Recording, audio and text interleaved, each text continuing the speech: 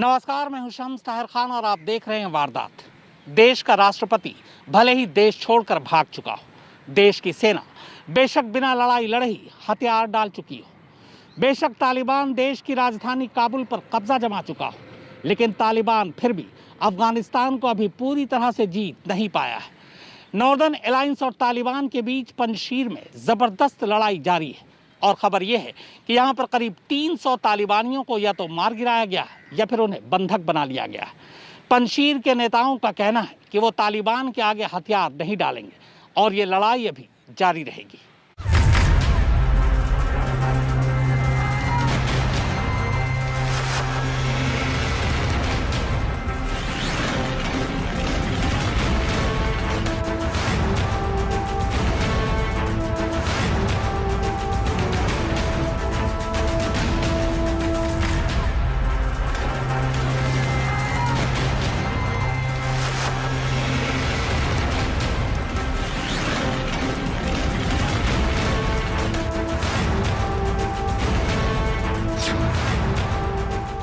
एक तरफ अहमद मसूद, अब्दुल रशीद दोस्तम, अमरुल्लाह सालेह, अता मोहम्मद नू, दूसरी तरफ तालिबान, हामिद करजई, गुल आगा शेरजई और हशमत गनी अहमद जई। यह आग अभी बुझती नजर नहीं आती। तालिबान है कि किसी भी कीमत पर पंजशीर को अपने कब्जे में करना चाहता है और नॉर्दर्न अलायंस है कि उसने दो टूक कह दिया है कि पंजशीर को किसी भी सूरत में तालिबान के हाथों में नहीं जाने देंगे, चाहे इसके लिए कोई भी कीमत क्यों न चुकानी पड़े।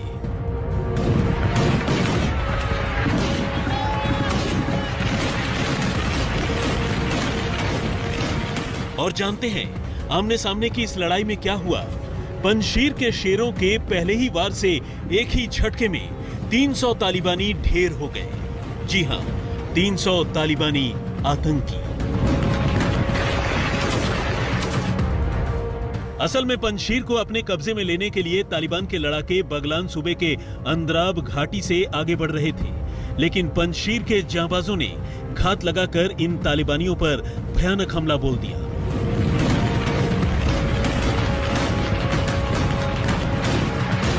और इस हमले से न सिर्फ सैकड़ों तालिबानियों की जान चली गई, बल्कि नॉर्दर्न अलायंस के फौजियों ने बहुत से तालिबानियों को बंधक भी बना लिया। हाल के दिनों में तालिबान को अफगानिस्तान में मिली ये सबसे करारी शिकस्त है। तालिबान को मिला ये जख्म मानो कम था कि अफगानिस्तान के उपराष्ट्रपति रहे अमरुल्लाह सालेह ने इस हमले पर एक ट्वीट कर मानो जले पर नमक छिड़क दिया। सालेह ने लिखा, जब से तालिबानियों पर बड़ा हमला किया गया है, उनके लिए एक पीस में जिंदा वापस जाना भी एक चुनौती थी। अब तालिबान ने पंजशीर में अपने लड़ाकों की संख्या बढ़ा दी है।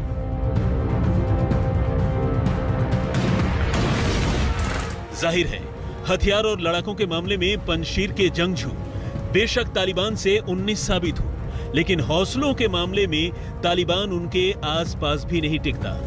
ये पंजशीर के जांबाजों के हौसले का ही असर है कि उन्होंने उत्तरी बगलान के 3 जिलों पुले हिसार, देहसाला और बानू से भी तालिबान को खदेड़ दिया था। लेकिन तालिबान ने बाद में फिर से बानू पर अपना कब्जा हासिल कर लिया, जबकि बाकी के 2 जिलों के लिए तालिबान और पंजशीर यानी नॉर्दर्न अलायंस के बीच जंग अभी भी जारी है। वैसे तो इस लड़ाई में तालिबान के खिलाफ भी कई चेहरे मैदानी जंग में हैं, लेकिन पंजशीर के शेर कहे जाने वाले अहमद शाह मसूद के बेटे अहमद मसूद ने तालिबान के खिलाफ नॉर्दर्न अलायंस का झंडा बुलंद कर रखा है। मसूद ने कहा है कि वो तालिबान से बातचीत के लिए भी तैयार है, लेकिन अगर कहीं तालिबान ने बंदूक के जोर पर पंजशीर को झुकाने की कोशिश की तो उसे इस हिमाकत का मुंहतोड़ जवाब दिया जाएगा। आइए तालिबान और नॉर्दर्न अलायंस के इस टक्कर के बीच एक नजर उन शख्सियत और उन किरदारों पर डालते हैं जिनके इर्द गिर्द शह और मात की ये पूरी बाजी खेली जा रही है।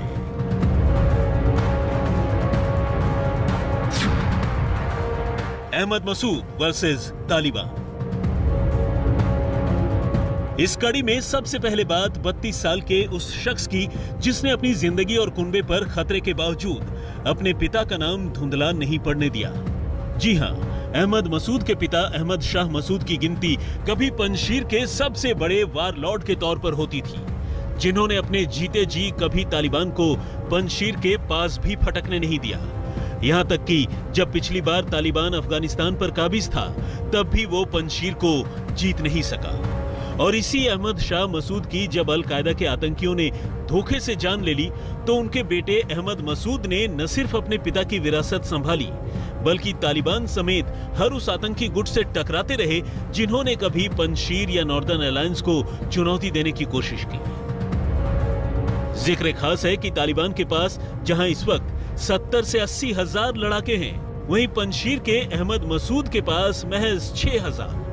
इसके बावजूद वो तालिबानी आतंकियों की आंखों में आंखें डालकर देखने का जिगर रखते हैं।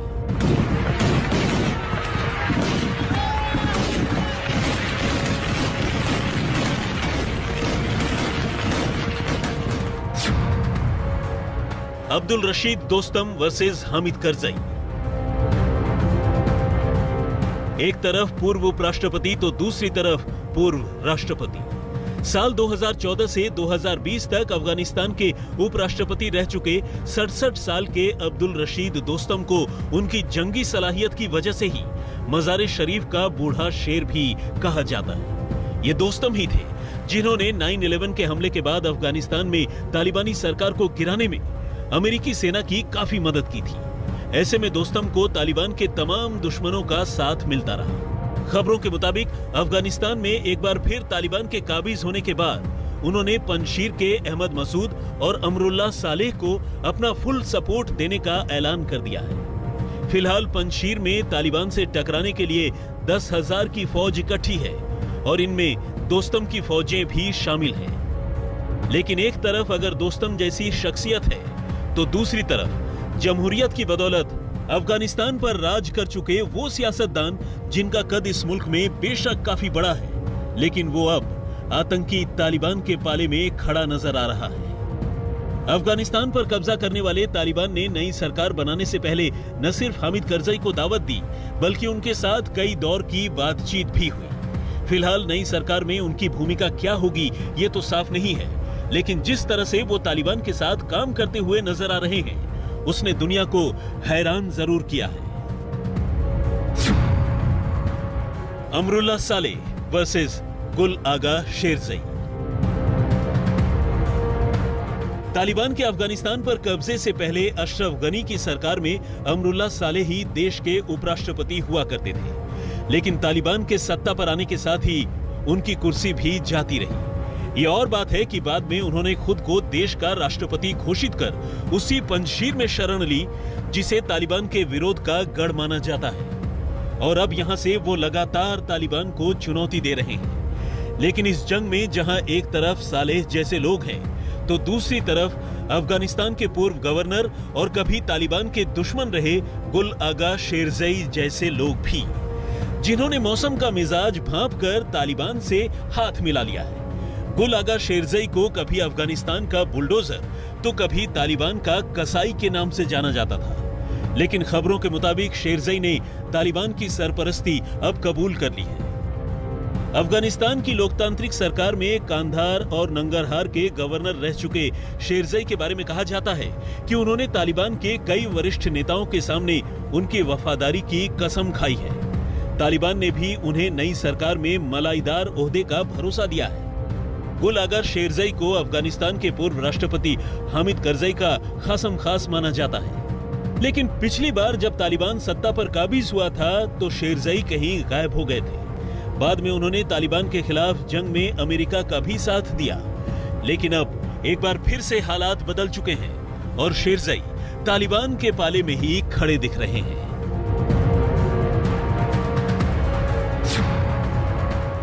अता मोहम्मद नूर वर्सेस हशमत गनी अहमदजई। अफगानिस्तान के कल और आज में अता मोहम्मद नूर की अपनी अलग ही जगह है।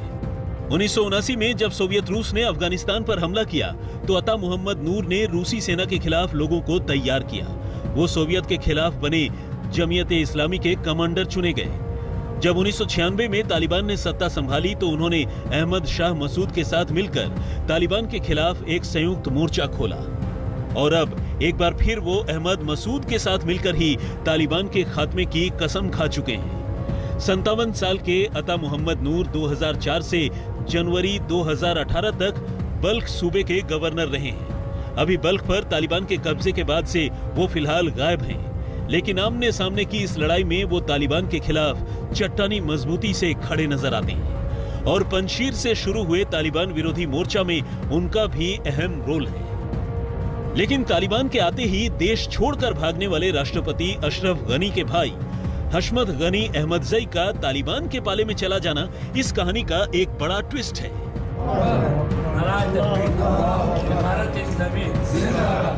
कुचिस की ग्रैंड काउंसिल के मुखिया हशमत गनी अहमदजई ने तालिबान नेता खलीलुर रहमान और धार्मिक विद्वान मुफ्ती महमूद जाकिर की मौजूदगी में तालिबान को अपने समर्थन का ऐलान कर लोगों को चौंका दिया है। समझा जाता है कि हशमत गनी का साथ मिलने से तालिबान की ताकत और बढ़ सकती है, क्योंकि हशमत अफगानिस्तान के प्रभावशाली नेताओं में से एक है और वो वजीर कबीले की देखरेख करते हैं, जो सबसे बड़ी पश्तून जनजातियों में से एक है। लेकिन अहमदजई का सत्ता बदलते ही तालिबान से जा मिलना हर किसी को हैरान जरूर कर रहा है। सुरभि तिवारी के साथ सुप्रतिम बनर्जी, आज तक।